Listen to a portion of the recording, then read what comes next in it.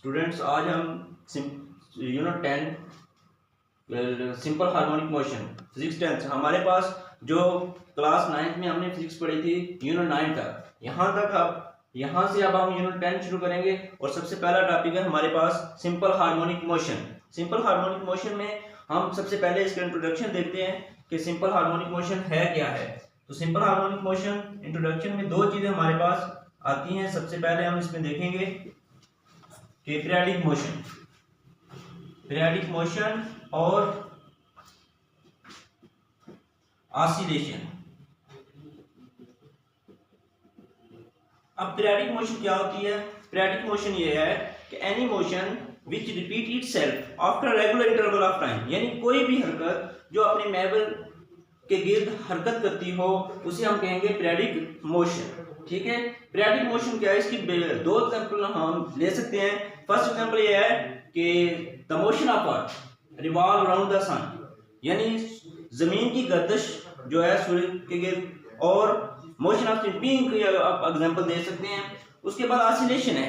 Oscillation क्या होती है कि oscillation to and fro motion about its mean position. To and oscillation हम बैक एंड फोर्थ मोशन को भी कह सकते हैं, टू एंड फ्रो मोशन।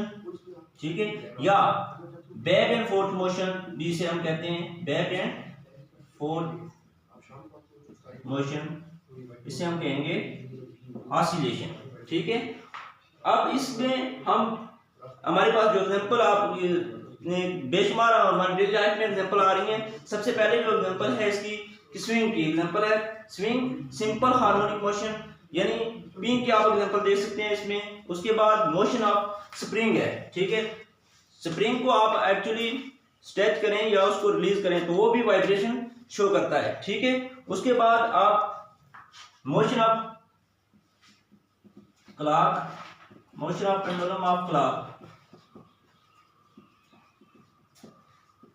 वो भी आपको इस तरह वाइब्रेशन शो करता है। ठीक है, अब हमारे पास इसके बाद हमारे पास टॉपिक जो आ रहा है सिंपल हार्मोनिक मोशन। ये तो बेसिक चीजें थी, पीरियाडिक मोशन और ऑसिलेशन। ठीक है, हमने इसमें ये देखना था कि ये किस तरह से वेव प्रोड्यूस होती है।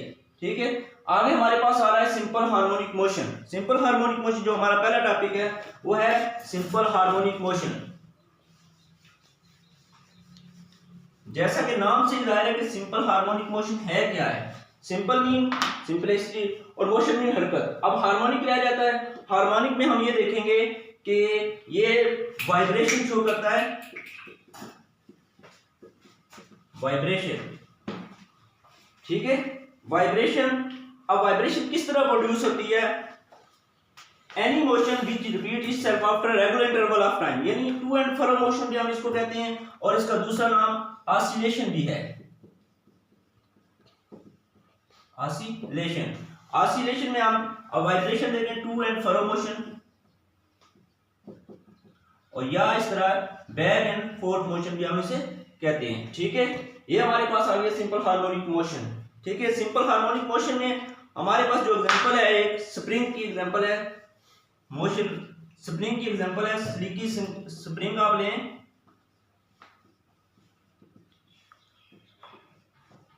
स्लीकी स्प्रिंग आप लें। अब उसको क्या करें कि अगर हम उसको स्प्रिंग को जोर से स्ट्रेच कर दें, फिर उसको आप या कंप्रेस कर दें, जो ही हम उसको छोड़ेंगे रिलीज करेंगे तो क्या होगा कि वो भी जो है वो वाइब्रेशन शो करेगा। यहां से जाहिर होता है कि सिंपल हार्मोनिक मोशन है जो है वो हमें पता चल गया है कि ये actually to and fro motion है। To and fro motion about its mean position, actually ये मीन पोजीशन होती है। ठीक है, फॉर एग्जांपल आप पेंडुलम की एग्जांपल ले सकते हैं। तो हमारे पास एक पेंडुलम बॉब है ये। ठीक है, इसकी ये मीन पोजीशन है जिसे हम नाम देंगे O का, जिसे हम नाम देंगे O का। अब ये हमारे पास O है। ठीक है, मीन पोजीशन इसकी। जो ही हमने इसको स्ट्रेच करेंगे, इसको अपनी तरफ पुल करेंगे तो ये डिस्टेंस जाहिर करेगा। ठीक है, डिस्टेंस x, जिसे हम रिप्रेजेंट करेंगे x से। जो ही हमने यहां से इसको, अब ये हमारे पास बॉब यहां पे आ गया। ठीक है, इस पॉइंट को हम नाम देंगे A का। जो ही हमने यहां से A को यहां से स्ट्रेच किया है तो ये चला गया। जो ही हम इसको छोड़ेंगे तो ये वाइब्रेशन शो होनी शुरू हो जाएगी। एक वाइब्रेशन जो है दोबारा उस पॉइंट पे जहां से हमने इसको मुकम्मल करना होगा वहां पे हम इसको शो करेंगे। ठीक है, अब एक वाइब्रेशन उस वक्त मुकम्मल होगी जब जिस पॉइंट से हमने छोड़ा होगा, जिस पॉइंट पे, उस पॉइंट पे जाके एक वाइब्रेशन मुकम्मल होगा। अब ये वाइब्रेशन शो कर, ये इस तरह चलती जाएगी, वाइब्रेशन ये शो करता जाएगा। ठीक है, अब ये हमारे पास है to and fro motion about its mean position. ठीक है, ये हमारे पास आ रहा है सिंपल हार्मोनिक मोशन। आगे इसकी हम एक बेहतरीन एग्जांपल आपको बताते हैं कि हमारे पास एक स्प्रिंग है और हमने उसका एक एंड है जो वो किसी रिजिड बॉडी के साथ बांध दिया है। ठीक है, और साथ ही हमने इसके साथ मैस भी अटैच कर दिया है। ठीक है, अब ये हमारे पास इसको फीड नंबर 1 दे लें। ठीक है, आगे चलें तो जो ही हमने इस पे फोर्स अप्लाई की है, तो ये जो मैस था ये थोड़ा सा स्ट्रेच होके यहाँ पे चला गया है। अब इसने कितना, ये जो फासला तय किया है, फोर्स भी इस पे अप्लाई हुई है और साथ इसने डिस्टेंस भी, डिस्प्लेसमेंट भी तय किया है, वो उसको रिप्रेजेंट करेंगे एक्स से। ठीक है, अब तीसरे मेरे फिगर में हम ये देखेंगे कि अब हमने इस यहाँ पे स्ट्रेच किया, यहां से इसको अब हम छोड़ेंगे। जो ही हमने इसको छोड़ा है तो ये दोबारा वापस आया, तो ये स्ट्रेच हो गया है। ठीक है, जिस वजह से हम इसको नाम देंगे कि इसमें अब डिस्टेंस में भी कमी आई है और इसको नाम देंगे हम एक्स का। ठीक है, अब एक्चुअली हम इसकी डेफिनेशन देखते हैं कि है क्या। ये है कि डेफिनेशन इसकी ये है कि when a body moves along a point to and fro motion about its mean position is known as vibration or या oscillation। ठीक है, अब हमारे पास यहां पे मैथमेटिकली फॉर्म इसकी ये आएगी,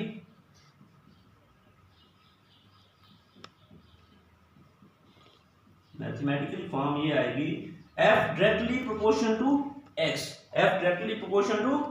x। ठीक है, अब इस प्रोपोर्शनैलिटी को हमने खत्म करने के लिए हम कोई कांस्टेंट इस्तेमाल करते हैं। वो कांस्टेंट हम कोई भी ले सकते हैं, लेकिन फिजिक्स में हम ज्यादातर k इस्तेमाल करते हैं। F इस प्रोपोर्शनैलिटी को खत्म करने के लिए हम k इस्तेमाल करते हैं। F is equal to kx, where k is का, अब देखें k क्या है इसमें, k is called proportionality constant, k is called proportionality constant, proportionality constant. अब इसकी वैल्यू है जो है मुख्तलिफ हो सकती है। ठीक है, depends upon the nature, k की वैल्यू 1 भी हो सकती है, 2 भी हो सकती है, कोई भी हो सकती है, लेकिन यहाँ पे जो है ज्यादातर जो इस्तेमाल हो रही है वो 1 ही इस्तेमाल होती है। ठीक है, अब देखें जरा इसमें f इज इक्वल टू हमारे पास आ गया है, इसको नाम दे लेते हैं 1 का, स्प्रिंग को नाम दे लें 1 का। अब देखें जो ही हमने उस स्प्रिंग को रिलीज किया है, हमारे पास जो स्प्रिंग था, हमने उसको रिलीज किया तो उसके अंदर रीस्टोरिंग फोर्स आई थी। ठीक है, रीस्टोरिंग फोर्स। अब हमारे पास रीस्टोरिंग फोर्स होने से जो हमारे पास इक्वेशन बनेगी वो F is equal to minus K X होगी। F is equal to minus K, negative sign show कर रहा है कि जो है वो फोर्स जो है वो अपोजिट है, वो फोर्स जो है उसके मुखालिफ लग रही है। That is negative sign show that कि फोर्स जो है वो अपोजिट शो हो रही है। ठीक है, तो हमारे पास जो इक्वेशन दूसरी बनेगी F is equal to minus K X. F is equal to minus, the negative sign means that force is always directed towards mean position and always directed towards its displacement। अब हमारे पास दो equation आ चुकी हैं, लेकिन यहाँ पे जो ही हमारे पास इसको हमने कंपेयर करना न्यूटन सेकंड लॉ के मुताबिक। न्यूटन सेकंड लॉ हमारे पास क्या था कि न्यूटन सेकंड लॉ हमारे पास है Newton second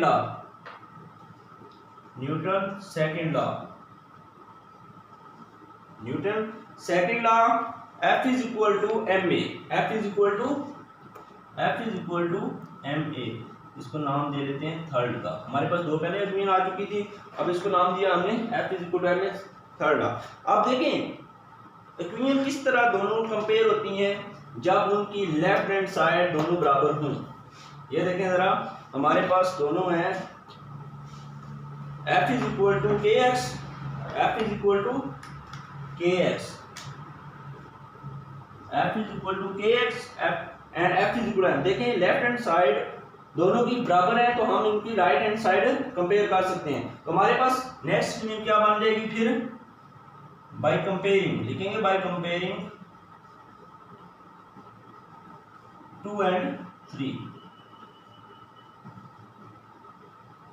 we get G F cancel हो जाते हैं, M A is equal to minus K x.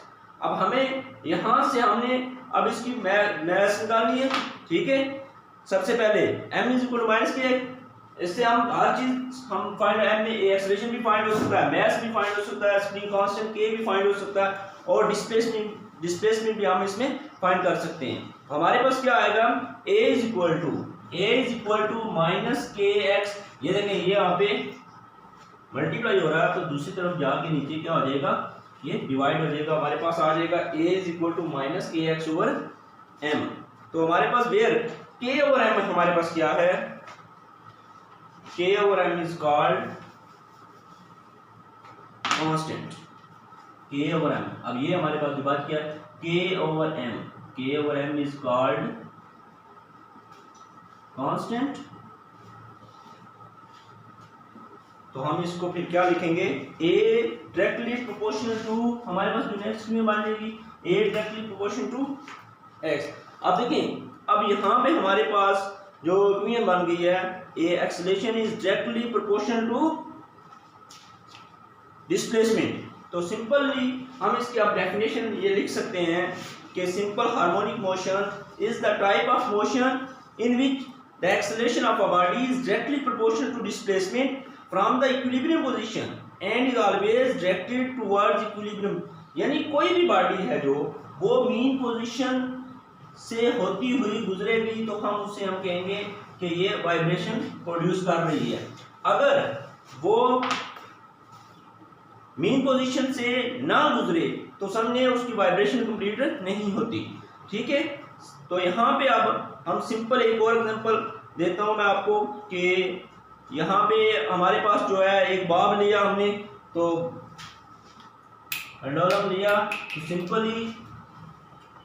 Simply हम इसको, ये हमारे पास आ गया वाइब्रेशन ओ पॉइंट।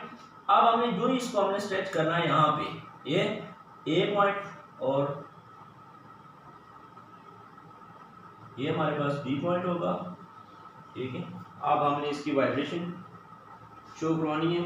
यहाँ से हमने इसको स्ट्रेच किया, ए पॉइंट से लेके ये आगे फरो मोशन इस तरह प्रोड्यूस करता जाएगा और हत्ता कि एक ऐसा टाइम आएगा कि इसकी जो है वाइब्रेशन बिल्कुल स्लो होती जाएंगी और ये आहिस्ता आहिस्ता बिल्कुल रुक जाएगा।